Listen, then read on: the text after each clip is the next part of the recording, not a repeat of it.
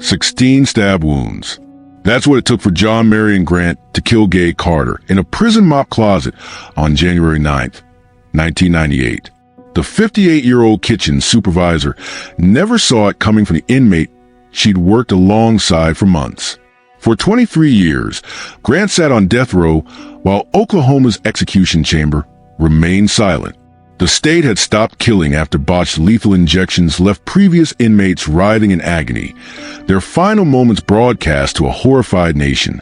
But in October 2021, officials decided it was time to flip the switch again. They chose Grant as their test case. What happened next would reignite national debates about capital punishment and raise disturbing questions about what we're willing to do in the name of justice.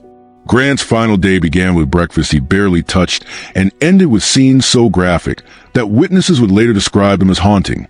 His last words weren't apologies or pleas for forgiveness. They were something else entirely. This is a story of America's return to state-sanctioned killing, told through one man's final hours.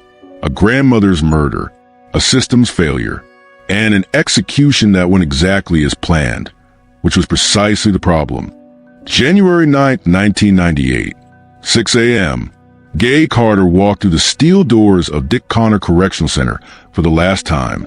At 58, she had spent years feeding men whose society had locked away, serving meals to killers and thieves with the same quiet dignity she'd shown her own grandchildren. She clocked in that Thursday morning, adjusted her hairnet, and began preparing breakfast for 1,500 inmates. She never made it to lunch. Gay wasn't just another prison employee punching a time clock. Born and raised in Oklahoma, she'd worked her way up from line cook to kitchen supervisor, earning respect from both staff and inmates through decades of consistent service. Her colleagues describe her as firm but fair, someone who treated even violent offenders with basic human decency. That compassion would seal her fate. Among the inmates she supervised was John Marion Grant, a 36-year-old repeat offender, serving 130 years for armed robbery. Grant had been behind bars at Conner since 1995, part of the prison's general population despite his lengthy sentence and history of violence. For 3 years, he'd worked alongside Gay in the kitchen, just another face in the sea of orange jumpsuits. But on this January morning, something in Grant shifted. What happened in the next few hours would transform Gay Carter from a dedicated public servant into a victim whose murder would reshape Oklahoma's approach to capital punishment.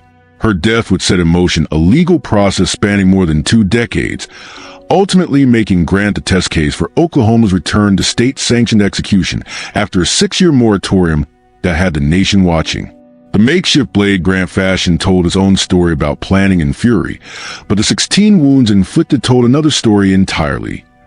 One extreme violence that will haunt everyone who witnessed its aftermath.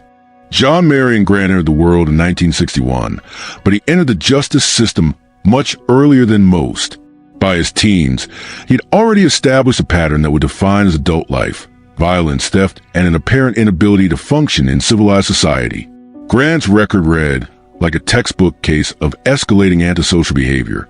Multiple armed robberies across Oklahoma had earned him the 130-year sentence that brought him to Conner Correctional Center in 1995. These weren't crimes of passion or desperation. They were deliberate acts of violence that demonstrated a complete disregard for human life and safety. Inside prison, Grant's behavior painted the picture of a man who viewed violence as a solution to conflict. Prison records documented numerous infractions, fights with other inmates, and confrontations with staff. He wasn't just serving time. He was actively making prison life more dangerous for everyone around him. Yet somehow, he managed to secure a position in the kitchen, a role that required him to work closely with civilian staff like Gay Carter. The kitchen assignment should have been a privilege, a chance for Grant to demonstrate rehabilitation and earn small freedoms within the structured prison environment. Instead, it gave him access to potential weapons and placed him in daily contact with targets who couldn't defend themselves. Prison administrators would later question how someone with Grant's violent history had been trusted with such responsibilities. But by then it was too late. What psychological factors drove Grant from robbery to taking life remains a subject of debate, but his actions on January 9th suggested a man who had crossed a line from which there was no return. The gap between stealing someone's money at gunpoint and killing them had collapsed entirely, revealing a capacity for violence that would shock even hardened corrections professionals. January 9th, 1998, 10:30 a.m. The prison kitchen hummed with its usual morning activity. Breakfast had been served, dishes cleaned, and preparation for lunch was underway.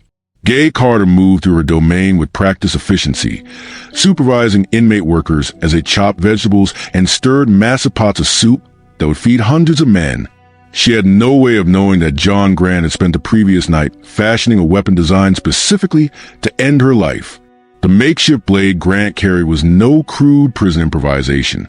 This was a carefully crafted instrument of death, sharpened to a razor's edge and designed for maximum damage. He'd hidden it from guards during morning inspection, carried it through metal detectors, and concealed it while working alongside Gay for hours.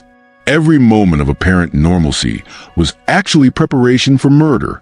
At approximately 10:45 a.m., Grant approached Gay near the industrial dishwashers where she was checking inventory. Witnesses would later describe the interaction as brief and seemingly routine. Grant appeared to ask Gay about supplies or scheduling, the kind of mundane exchange that happened dozens of times each day. But this conversation had a different purpose entirely.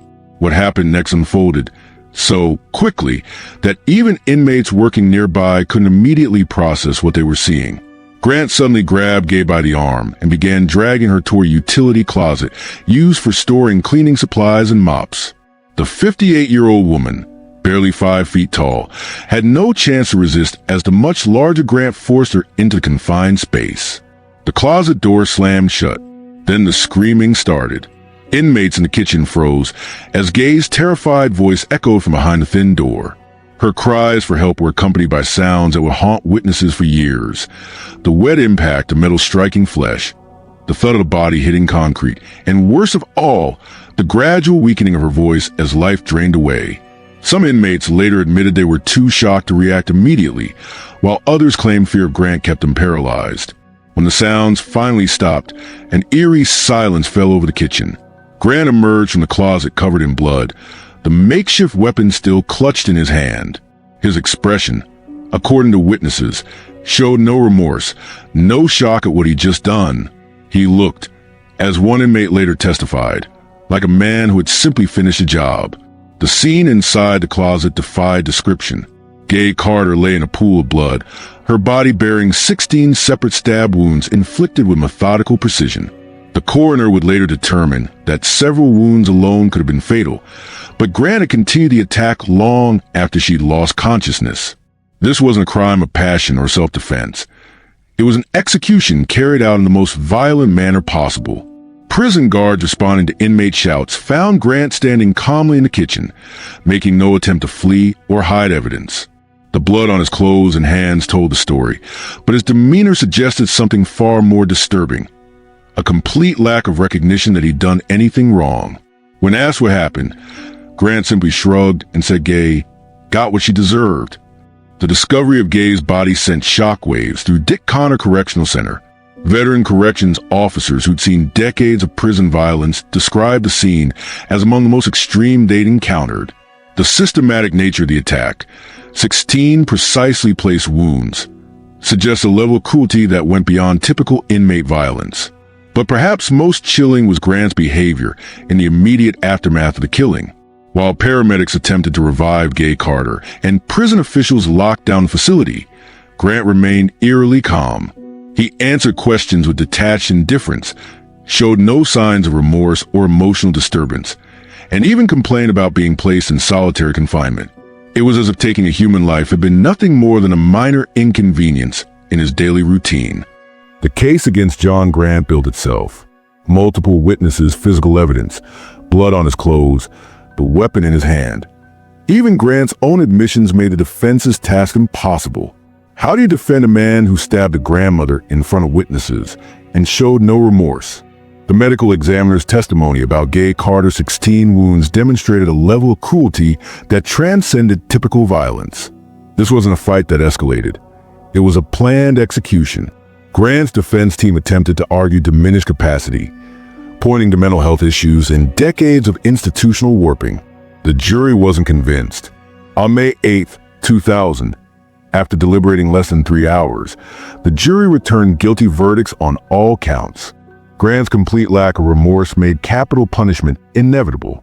But sentences and executions are separated by decades of legal challenges. Grant's case wound through courts for 21 years, with every challenge failing. In 2005, he attacked another inmate, further cementing his reputation as irredeemably dangerous. Oklahoma's death chamber should have claimed Grant years earlier, but the state's execution apparatus ground to a halt after 2 disastrous procedures. Clayton Lockett ride for 43 minutes in 2014 as officials struggled with collapsed veins. Charles Warner's 2015 execution used the wrong drug entirely. His last words, "My body is on fire," capturing constitutional violation in real time. These disasters triggered a 6-year moratorium as Oklahoma scrambled to develop new protocols. The wait gave Grant opportunities to commit additional violence that reinforced why he'd received capital punishment. By 2021, officials felt confident they'd solved their problems. They chose Grant as their test case, a miscalculation in Oklahoma's troubled execution history. October 28, 2021, Grant's final breakfast sat mostly untouched. Throughout the day, he remained verbally abusive, hurling profanities at staff. Even facing death, Grant showed no transformation, no recognition of the pain he caused. At 4 p.m., the execution process began. Witnesses took positions behind reinforced glass as the execution team worked methodically to secure Grant and insert 4 lines. Everything appeared to proceed smoothly, a stark contrast to previous chaos. Grant's final statement reflected his personality. "Yo, God, I got this. No medication. I didn't take nothing. Brooklyn for life." He continued chanting and screaming profanities well beyond the traditional 2-minute limit. Officials cut his microphone, but he kept shouting obscenities through the thick glass. At 4:15 p.m., the first drug began flowing. Midazolam was supposed to render him unconscious quickly. Instead, witnesses watched in horror as Grant's body began convulsing violently. His back arched off the gurney. Muscles contracted in visible spasms, and most disturbing, he began vomiting profusely while unconscious. For several agonizing minutes, his body continued its involuntary movements while witnesses struggled to process the scene. At 4:21 p.m., medical staff declared John Marion Grant dead, but the damage was done. The autopsy revealed pulmonary edema, intramuscular hemorrhage, and aspirated vomit. Clinical terms for a death that was anything but peaceful. The execution meant to restore confidence, instead reignited national debates about capital punishment and whether the state should be in the business of ending lives at all.